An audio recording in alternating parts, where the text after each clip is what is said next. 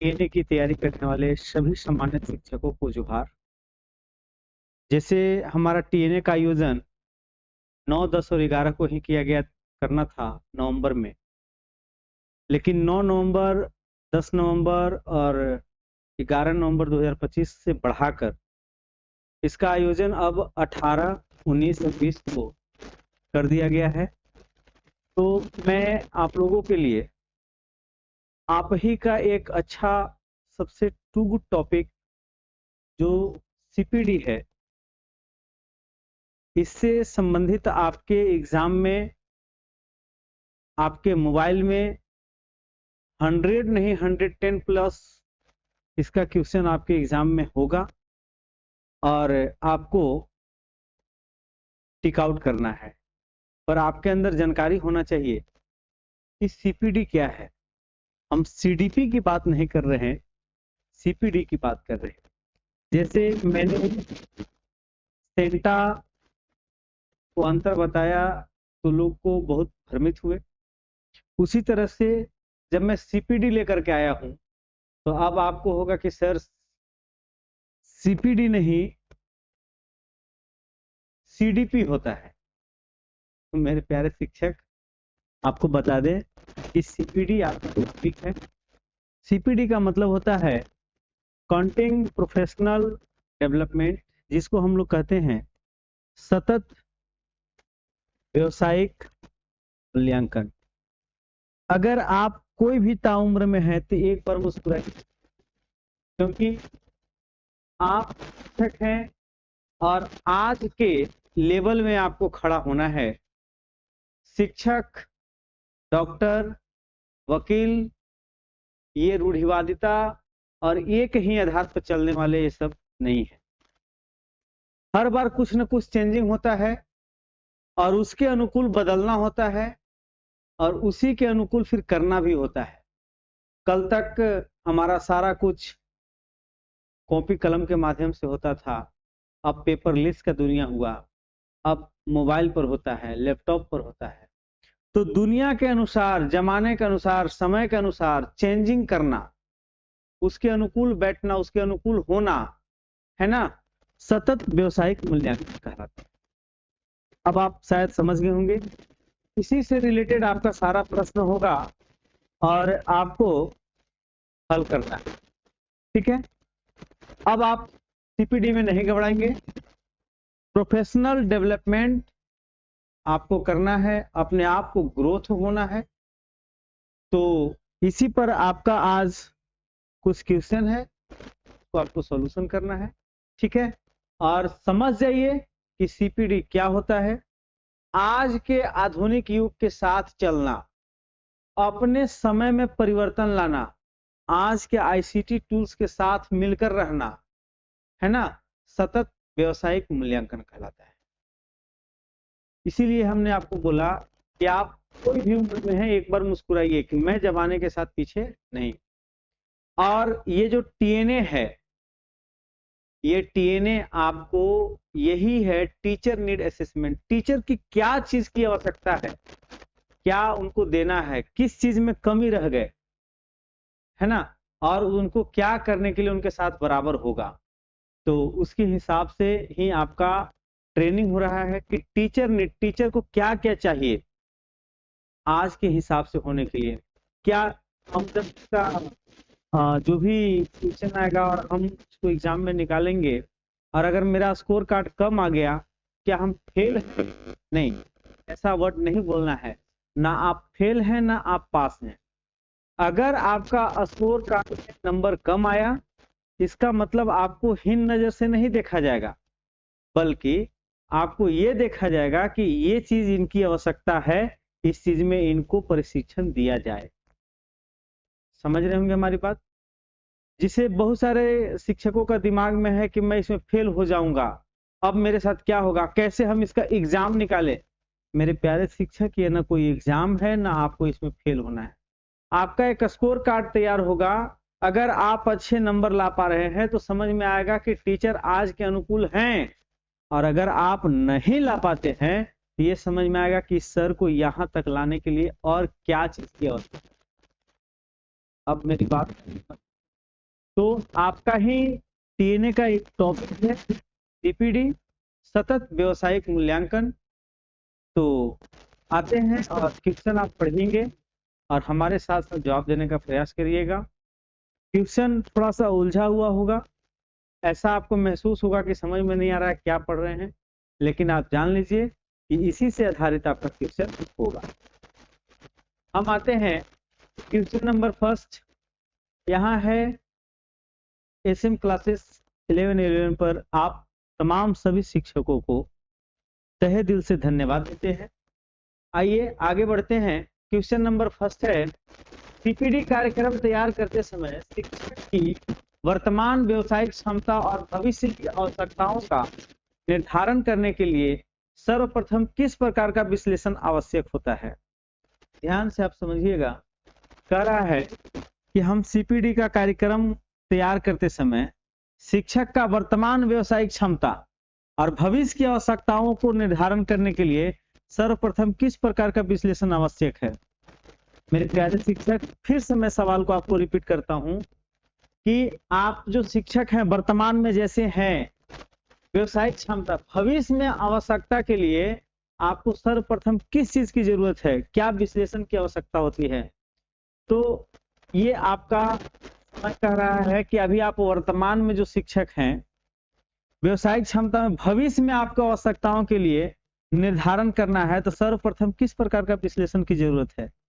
तो तुलनात्मक विश्लेषण जो केवल ये वर्ड से ही आपका ऑप्शन कट जाएगा। ये ऑप्शन है आपका ए, ये है बी, ये है सी और ये है डी, है ना। कह रहा है कि प्रशिक्षण आवश्यकताओं का मूल्यांकन टीएनए जो शिक्षक की कमजोरियां और विकास क्षेत्रों को पहचानता हो। सही बात है, हमारा आंसर कौन सा सही हो जाएगा, बी। टीएनए के शिक्षक को कमजोरी को पकड़ना है और उनके विकास को पहचानना है कि इनको क्या दिया जाए तो इनका डेवलप हो जाए, यही सीपीडी है। ठीक है, question number next. Question number next, सवाल नंबर 2 है आपका, टीएनए ट्रेनिंग नीड असेसमेंट। अब यहाँ ट्रेनिंग नीड है, अब आपके दिमाग में आएगा सर टीचर नीड असेसमेंट होना चाहिए, तो जो ट्रेनिंग दिया जा रहा है वो टीचर को दिया जा रहा है। ठीक है, तो टीएनए यानी कि टीएनए के माध्यम से किन किन स्रोतों से सूचना इकट्ठा किए जाने चाहिए ताकि शिक्षकों का विकास की वास्तविक आवश्यकताएं पता चल सके। मतलब कह रहा है कि जो ट्रेनिंग होगा टीचरों का, उसमें सूचना इकट्ठा किया जाना चाहिए और शिक्षक के विकास का वास्तविक पता कैसे लगा सकते हैं। केवल निगेटिव वर्ड होता है, कोई एक ही काम से हम सिर्फ नहीं हो सकते, है ना। हम बोलेंगे मोबाइल केवल बातचीत करने के लिए होता है, तो केवल बातचीत करने के लिए नहीं होता, वो टॉर्च जलाने के लिए भी होता है, घड़ी देखने के लिए भी होता है, फोटो खींचने के लिए भी होता है। तो केवल वर्ड जो है एक तरह से निगेटिव है, सिर्फ एक पर ही इंडिकेट करता है, इसलिए केवल हम नहीं कर सकते। ठीक है, तो ये भी आपका कट जाएगा और ये भी कट जाएगा, यानी कक्षा अवलोकन, छात्र फीडबैक, शिक्षकों का स्वयं आकलन और परीक्षा परिणाम सहित बहुस्तरीय स्रोत है। यानी कि टीचर को पहचानना है और उनकी आवश्यकताओं को पता चलाना है, तो आपको छात्र का फीडबैक, शिक्षकों का स्वयं आकलन और परीक्षा परिणाम सहित बहुस्तरीय स्रोत है ट्रेनिंग नीड असेसमेंट, जो टीएनए टीचरों के लिए है। क्लियर।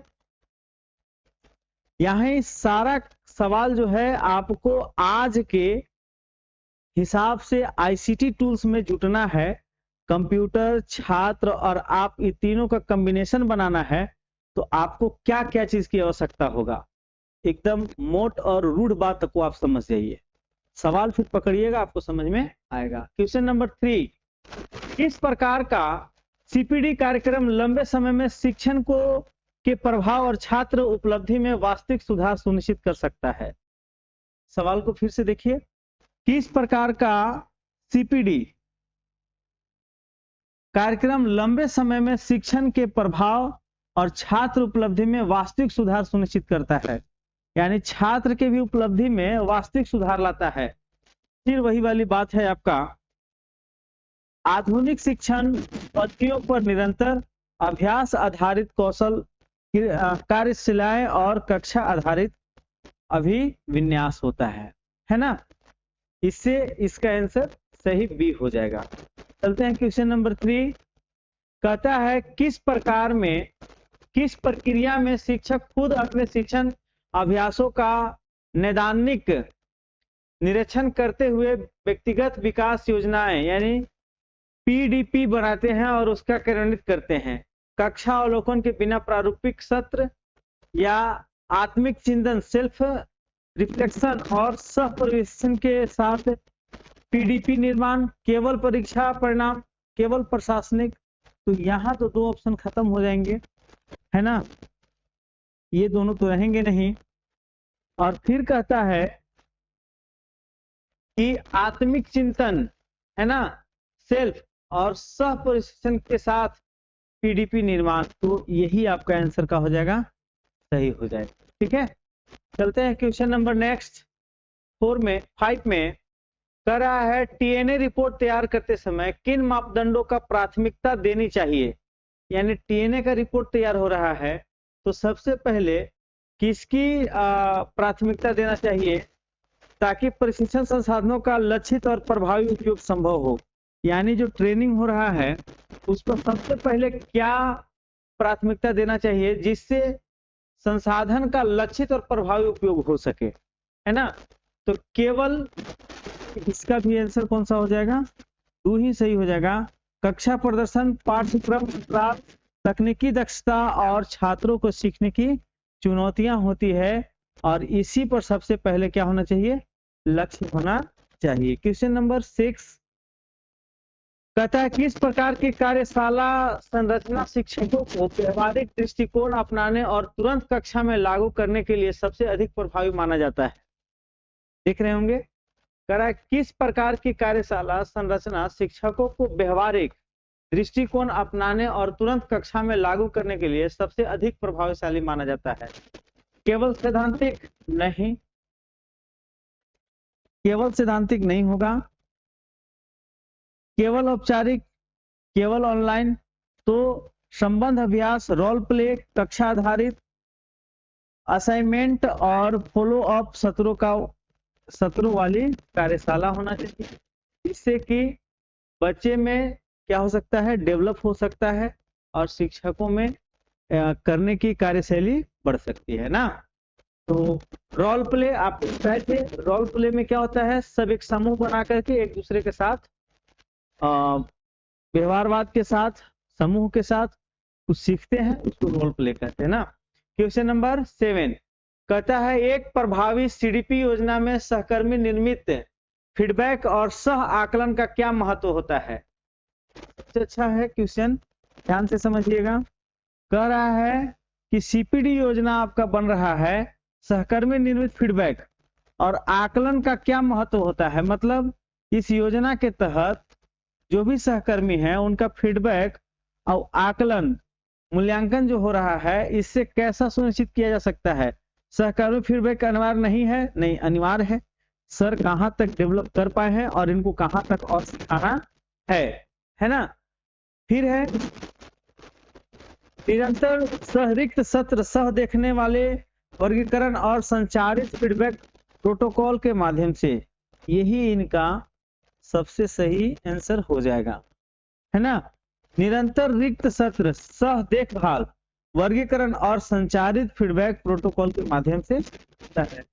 सिर्फ परीक्षा आधारित रिपोर्ट तैयार करना नहीं, मूल्यांकन करना केवल नहीं। ठीक है, चलते हैं क्वेश्चन नंबर 8 में।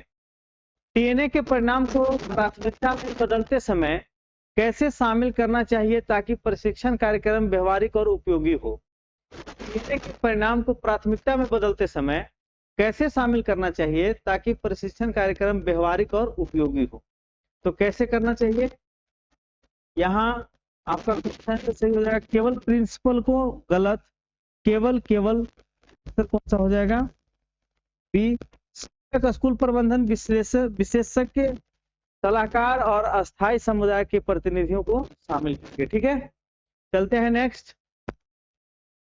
किस प्रकार का मूल्यांकन सीपीडी के प्रभाव का सबसे अच्छे तरीके से आकलन करता है जब हम शिक्षण व्यवहार और छात्र सीखने में परिवर्तन देखना चाहते हैं।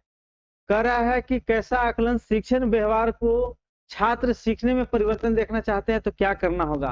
तो मिश्रित विधियां लाना होगा, जिसमें कक्षा अवलोकन होगा, शिक्षक स्वतः रिपोर्ट, छात्र प्रदर्शन, माप और दीर्घकालिक फॉलो अप कर सकते हैं। ठीक है। क्वेश्चन नंबर 10 सीपीडी कार्यक्रम को स्कूल के रोजगार के शिक्षण कार्य से कैसे जोड़ा जाना चाहिए ताकि शिक्षकों पर अतिरिक्त बोझ कम रहे और सीखना व्यवहारिक। कह रहा है कि रोजमर्रा शिक्षण कार्य से कैसे जोड़ा जाए, ठीक है, ताकि शिक्षक को अतिरिक्त बोझ कम रहे और सीखना व्यवहारिक बने। मतलब आप शिक्षकों को कैसे तैयार किया जाए कि आपको बोझ भी ना लगे और आपका काम भी चले और जो चीज में आपको लाना है वो चीज भी आप बन जाए। तो कैसे होगा?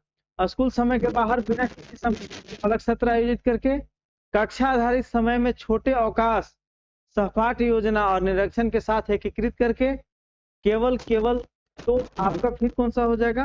बी आंसर ही आपका सही हो जाएगा कि आपको कक्षा निर्धारित समय में छोटे अवकाश, बहुत कम समय का छुट्टी लेकर के सहपाठ योजना तैयार करना और निरीक्षण के साथ एकीकृत करने से आपको बोझ भी नहीं लगेगा और धीरे धीरे आप उसके अनुकूल हो भी जाएंगे।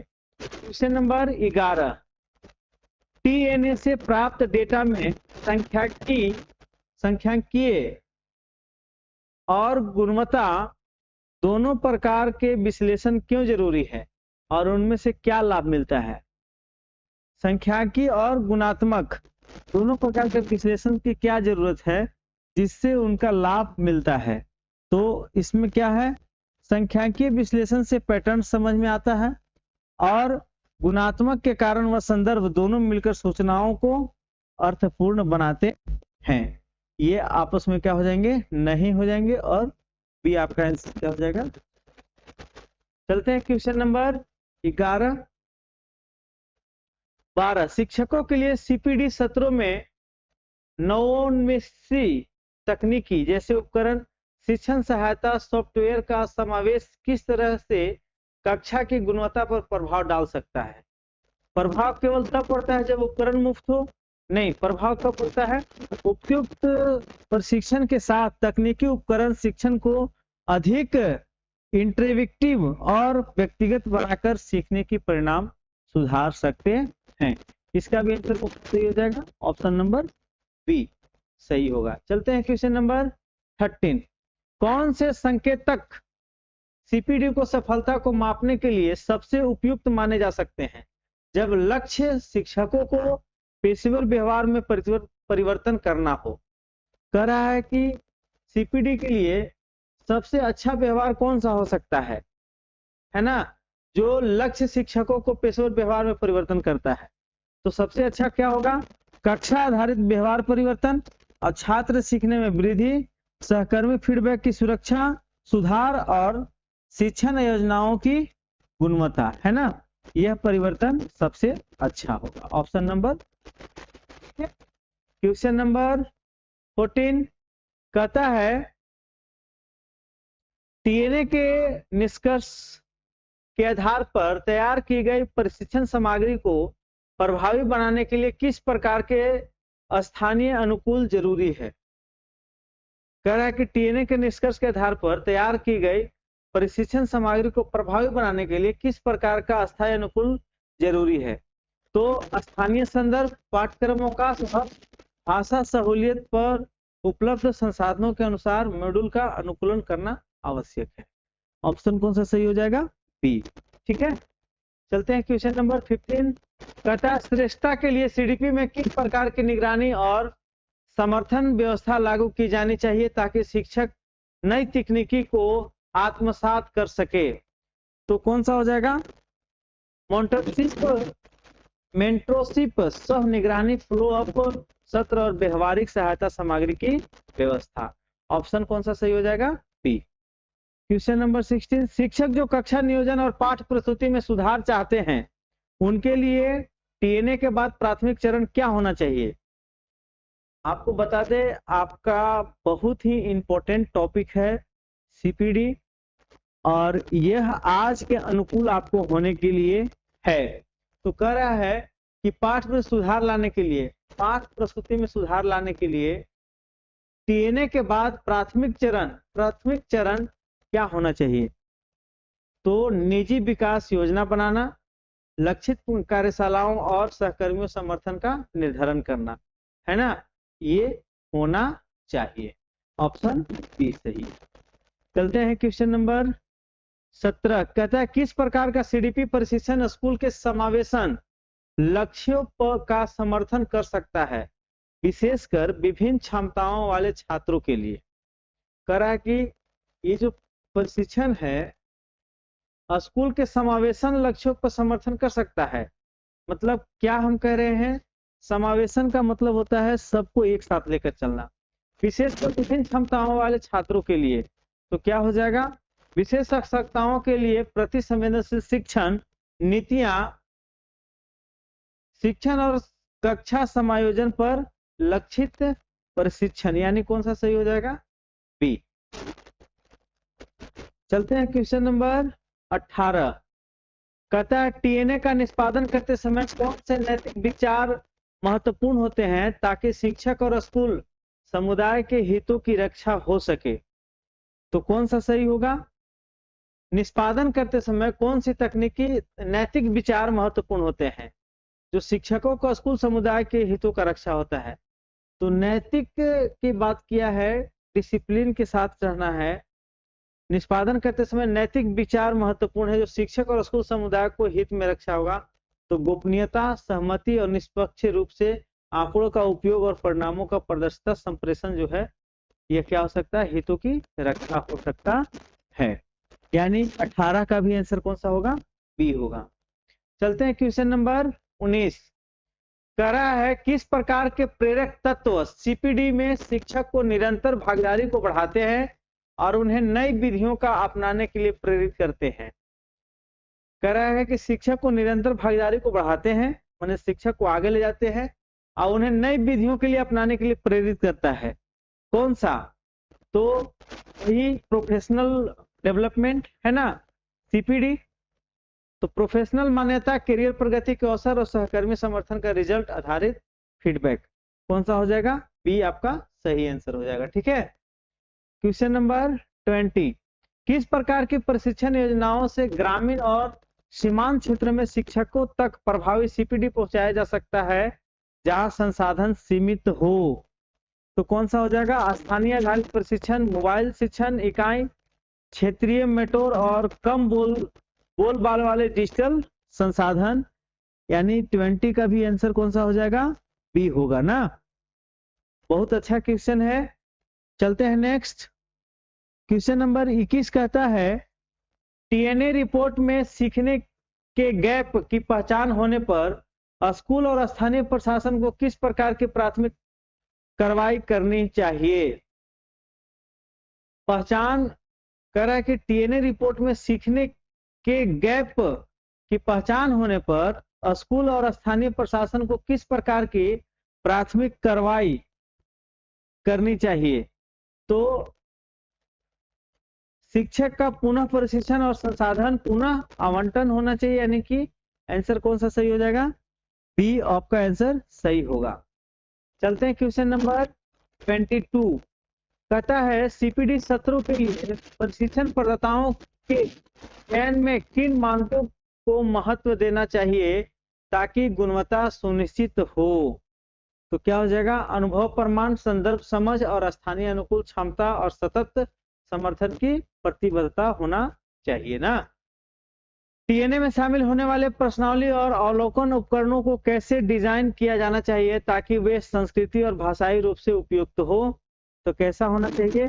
स्थानीय भाषा होना चाहिए, सांस्कृतिक संदर्भ होना चाहिए, शिक्षण शैली और विविधता और क्लासरूम वास्तविकताओं के अनुरूप अनुकूलित उपकरण बनना चाहिए। ठीक है। कहता है किस प्रकार का फ्लो अप सीडीपी में के बाद आवश्यक है ताकि सत्र में सीखी गई नई तकनीकी विद्यालय में सतत रूप से लागू हो सके? तो कौन सा हो जाएगा? नियमित ऑन साइट सपोर्ट, मैटरिंग सत्र और प्रदर्शन आधारित समीक्षा हो जाएगा ना। 25। टीएनए के परिणामों को स्कूल बजट और नीति निर्माण में कैसे समाहित किया जाना चाहिए ताकि दीर्घकालिक सुधार संभव हो। तो डेटा आधारित संसाधन आवंटन, नीति संशोधन और दीर्घकालिक प्रशिक्षण योजनाओं को निरंतर समावेश के रूप में। ठीक है, किस तरह के मूल्यांकन प्रैक्टिस से यह सुनिश्चित किया जा सकता है कि सीपीडी सत्र शिक्षक व्यवहारिक और छात्र सीखने दोनों का ठोस परिणाम हो सकते हैं।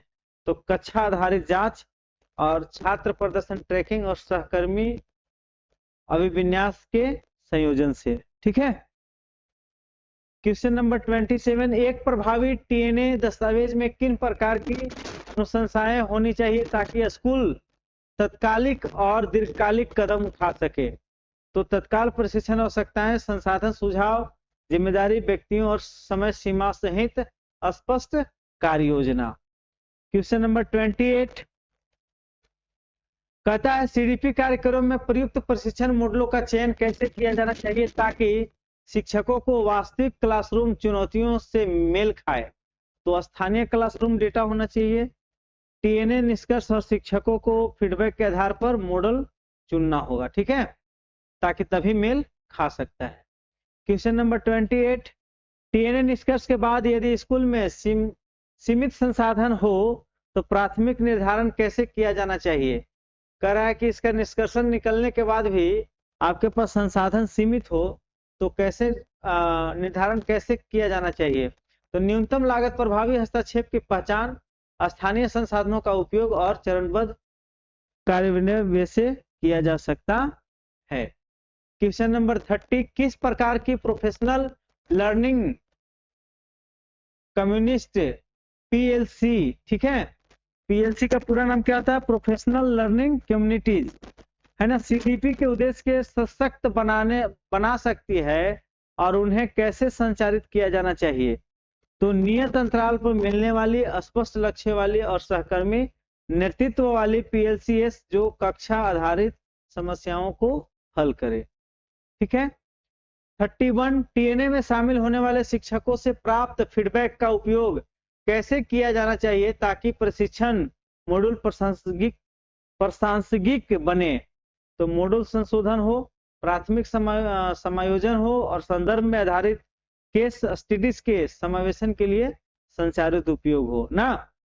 क्वेश्चन नंबर 32 सीपीडी सत्रों में समावेशी और सहायक शिक्षण रणनीतियों को लागू करने के लिए किस प्रकार का संसाधन या सामग्री सबसे अधिक उपयोगी होते हैं। तो नमूना पाठ योजनाएं, विभिन्न पठन स्तर के लिए संसाधन, समायोजन, मूल्यांकन और व्यवहारिक गतिविधियां होना चाहिए। ठीक है, टीएनए रिपोर्ट तैयार करते समय किन स्टेक होल्डर्स के साथ साझेदारी करना फायदेमंद होगा ताकि सिफारिश व्यवहारिक बन सके। तो शिक्षक, क्षेत्रीय शिक्षा अधिकारी और अभिभावक प्रतिनिधि और स्थानीय शिक्षा विशेषज्ञों के साथ साझेदारी करना होगा, तभी तो समझ में आएगा कि यहाँ क्या देने लायक है और क्या देने लायक नहीं है। 34 किस प्रकार का मूल्यांकन सीडीपी पर शिक्षकों के लिए आत्म आकलन को प्रोत्साहित करता है और उनका क्या प्रतिफल होता है। तो कौन सा हो जाएगा, इसका भी आंसर बी हो जाएगा। एक मिस्टेक तो हुआ है टाइपिंग में कि सबका आंसर जो है लगभग बी ही है ना। तो चलिए कोई बात नहीं है, सवाल को आपको पढ़ने आना चाहिए, सवाल को पकड़ने आपको आना चाहिए, सीपीडी क्या है ये चीज आपको समझ में आना चाहिए। ठीक है, कहता है सीपीडी के प्रभावी डिजाइन में समयबद्धता का क्या महत्व है और इनको कैसे संतुलित किया जाना चाहिए ताकि शिक्षक अपने कार्यभार के साथ सत्र कर सके। तो छोटे मॉड्यूल सत्र और स्कूली समन्वयित शेड्यूल जिनसे शिक्षक लगातार जुड़े रहे बिना अतिरिक्त बोझ के। ठीक है, क्वेश्चन नंबर 36 टीएनए से जुड़े रिपोर्टिंग में डेटा की विश्वसनीयता सुनिश्चित करने के लिए किन तकनीकी उपयोगों का अपनाना चाहिए। तो डेटा वैलिडेशन, सैंपलिंग प्रोटोकॉल, ट्राइब्यूलेशन और नियमित ऑडिट्स द्वारा विश्वसनीयता सुनिश्चित करना चाहिए। तो ठीक है, अब आप पूरे वीडियो के माध्यम से ये जरूर समझ गए होंगे कि सीपीडी क्या है, एक सतत मूल्यांकन है शिक्षकों का, जिसमें शिक्षक निरंतर कुछ न कुछ सीखते जाता है। शिक्षक ही नहीं, कुछ ऐसे विभाग हैं जो हमेशा चेंजिंग होते रहता है और उनमें बदलाव की जरूरत है। जैसे डॉक्टर, वकील, शिक्षक, ये ऐसे विभाग हैं जिनमें बदलाव की अति आवश्यकता है और ये समय समय पर अपना सतत मूल्यांकन करके बढ़ते रहते हैं और आज के अनुकूल हो जाते हैं।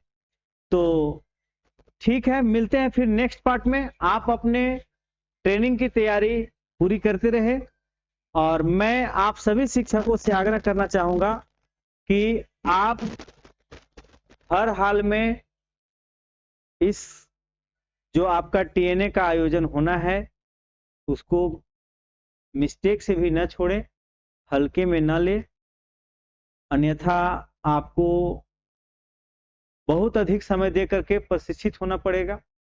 तो मैं आपसे बार बार आग्रह करूंगा कि आप इसको अति आवश्यक समझते हुए आप अपने सेंटर पर जाएं और जरूर वहां आप ट्रेनिंग में भाग लें और आप अपना योगदान जरूर दें। ठीक है, मिलते हैं फिर नेक्स्ट पार्ट में, तब तक के लिए धन्यवाद।